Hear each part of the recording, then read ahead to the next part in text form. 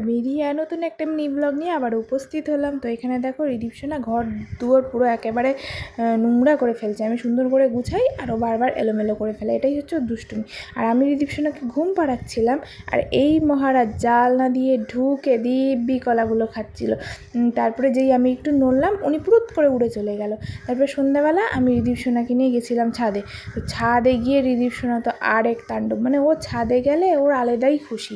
তো ও ছাদে একটা পাইপ ছিল, সেই পাইপ দিয়েও খেলছে। আর আমার ভয় লাগছিলো ওই পাইপ দিয়ে ও আমাকে মেরে টেরে না দেয়, কারণ ও পাইপ ঘুরাতে গেল দেখা গেল আমার গায়ে লেগে গেল। তো সেই জন্য আমি একটু ভয় পাচ্ছিলাম, হাত দিয়ে ঠেকাচ্ছিলাম।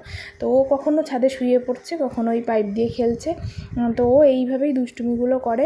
সন্ধ্যাবেলায় আমাকে বলছে মা ছাদ। আমি ছাদে এসেছি আর ও ছাদে এসে এই দুষ্টুমিগুলো করছে।